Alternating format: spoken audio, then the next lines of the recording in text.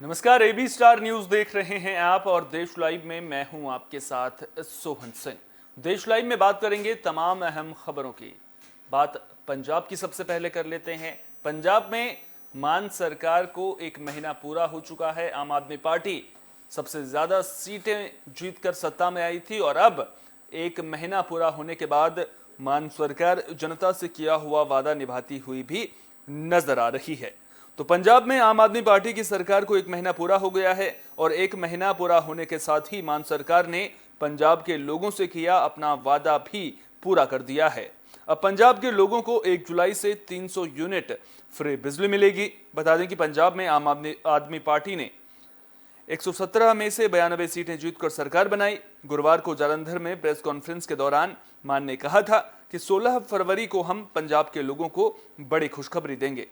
खास बात यह है कि पंजाब में चुनाव अभियान के दौरान 300 यूनिट मुफ्त बिजली आपके सबसे बड़े वादों में से एक था। इससे पहले सरकार ने घर घर राशन पहुंचाने की योजना का भी शुभारंभ किया था।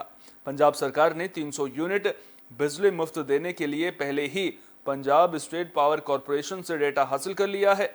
राज्य सरकार ने इस मामले में 2 तरीकों से काम करने के लिए कहा है।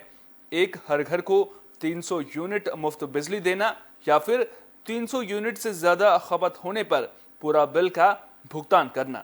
आंकड़े बताते हैं कि पीएसपीसीएल हर साल 72 लाख घरेलू उपभोक्ताओं से 8,500 करोड़ रुपए हासिल करती है।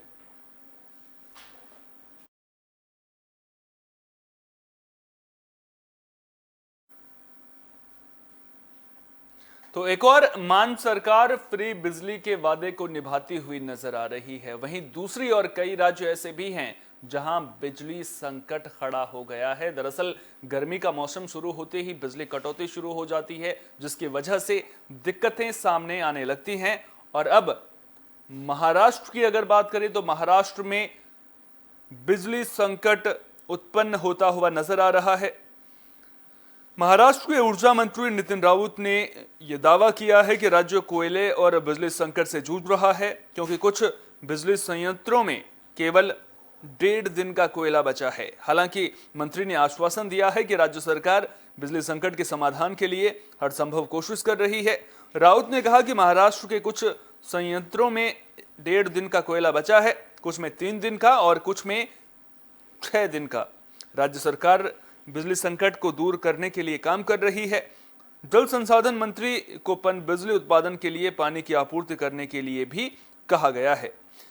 वहीं कोयना बांध की अगर बात करें तो कोयना बांध में 17 टीएमसी पानी बचा है।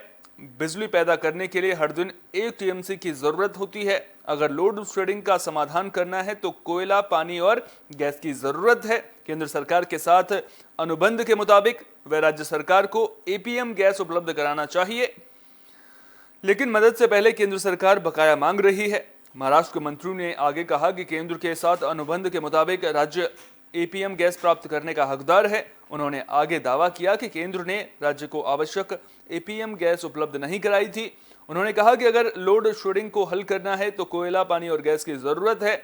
महाराष्ट्र सरकार को केंद्र सरकार को 2,200 करोड़ रुपए देने हैं। केंद्र ने हमसे कहा है कि पहले उन्हें पैसे दें और उसके बाद ही वे कोयला देंगे। तो यहां बिजली संकट पैदा हो रहा है और बिजली संकट को लेकर भी राज्य और केंद्र के बीच में तकरार देखने को मिल रही है। बयानबाजी शुरू जरूर हो चुकी है, लेकिन अब आने वाले दिनों में देखना दिलचस्प होगा कि स्थिति किस तरह की होती है और लोगों को किस तरह की दिक्कतों का आगे सामना करना पड़ता है।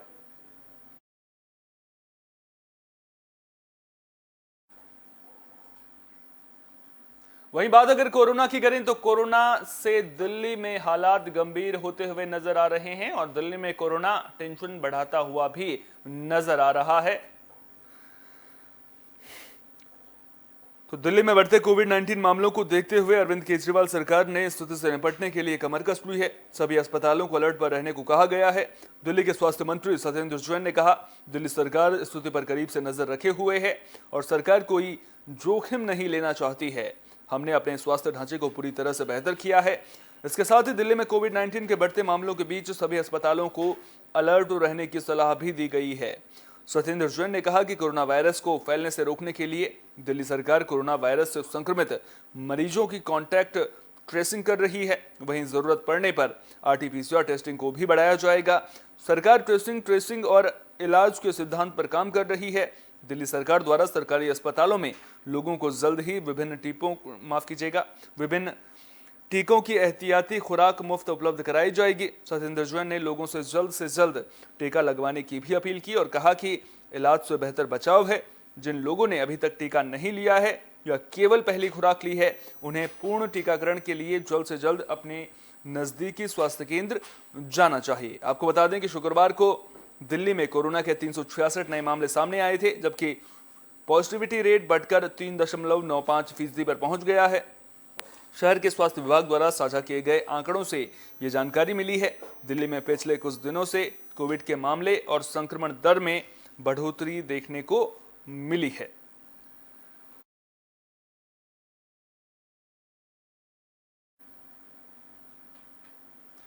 प्रयागराज से सनसनीखेज वारदात सामने आई है। एक ही परिवार के 5 लोगों की हत्या से हड़कंप मच गया है। जिस किसी ने भी ये नजारा देखा वो सन्न रह गया। तो यूपी के प्रयागराज में एक ही परिवार के 5 लोगों की नृशंस हत्या से इलाके में सनसनी मच गई। यहां नवाबगंज थाना क्षेत्र के खागलपुर गांव में बीती रात ये वारदात हुई, जहां 42 साल के राहुल तिवारी, उनकी पत्नी 38 साल की प्रीति और 3 बेटियों की हत्या कर दी गई। बता दें कि बेटियों की उम्र 12 साल, 7 साल और 5 साल बताई जा रही है। हत्या क्यों की गई, फिलहाल वजह साफ नहीं हो पाई है। जानकारी के मुताबिक कौशाम्बी का रहने वाला परिवार नवाबगंज के खागलपुर गांव में किराए पर रहता था। हत्या की जानकारी पर नवाबगंज थाना पुलिस तत्काल मौके पर पहुंची। पुलिस ने शवों को कब्जे में लेकर पोस्टमार्टम के लिए भेज दिया है। वहीं फॉरेंसिक एक्सपर्ट और डॉग स्क्वाड की टीम को भी मौके पर बुलाया गया। जानकारी के मुताबिक घटना कल देर रात की है। सुबह घर का दरवाजा बंद था। काफी देर तक घर के अंदर से कोई हलचल नहीं होता देख पड़ोसियों को कुछ शक हुआ तो उन्होंने दरवाजे पर दस्तक दी। इसके बावजूद घर का दरवाजा ना खुलने पर उन्होंने पुलिस को इसकी जानकारी दी। पुलिस जब मौके पर पहुंची तो दरवाजा तोड़कर जब अंदर का नजारा देखा तो हर कोई दंग रह गया। यहां राहुल तिवारी की लाश फंदे से लटक रही थी, वहीं उनकी पत्नी और तीनों बेटियों की लाश बेड पर पड़ी हुई थी। इन 4 लोगों की गला रेत कर हत्या की गई थी। बेड उनके खून से पूरा लाल हो चुका था। मुख्यमंत्री योगी आदित्यनाथ ने भी इस मामले पर तत्काल संज्ञान लेते हुए शोक जाहिर किया है। सीएम योगी ने वरिष्ठ अधिकारियों को तत्काल मौके पर पहुंचकर निष्पक्षता के साथ जांच कर दोषियों के खिलाफ कड़ी कार्रवाई करने के आदेश दिए हैं।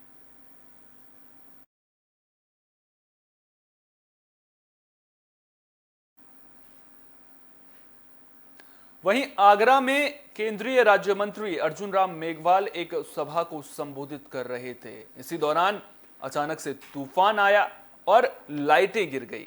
इस हादसे में केंद्रीय राज्य मंत्री अर्जुन राम मेघवाल बाल-बाल बचे हैं। वहीं 4 लोग घायल हुए थे, जिनमें से एक की इलाज के दौरान मौत हो गई है।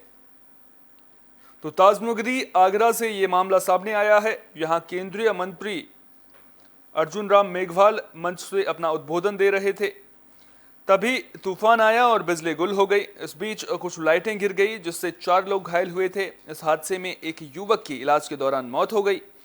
इस घटना के बाद अफरा तफरी मच गई और लोग जान बचाने के लिए इधर उधर भागने लगे। बता दें कि केंद्रीय मंत्री ताजनगरी आगरा में डॉक्टर भीमराव अंबेडकर जयंती के उपलक्ष्य में आयोजित भीमनगरी के कार्यक्रम में मुख्य अतिथि के रूप में पहुंचे थे। ताजनगरी में अंबेडकर जयंती काफी धूमधाम से मनाई जाती है। इस दौरान उद्घाटन करने के बाद मंच पर जब वे अपना संबोधन दे रहे थे, उसी बीच अचानक से मौसम बदला। तेज हवा के साथ आंधी आई और बारिश भी होने लगी। लाइट भी चली गई और ऐसे में मंच के बराबर में ही लगा लाइट का बड़ा स्टैंड मंच के ऊपर गिर पड़ा, जिसमें केंद्रीय राज्य मंत्री अर्जुन राम मेघवाल बाल-बाल बच गए। लेकिन कई लोग उसकी चपेट में आ गए और गंभीर रूप से घायल हो गए। घायलों को आनन फानन में इलाज के लिए अस्पताल में भर्ती किया गया है।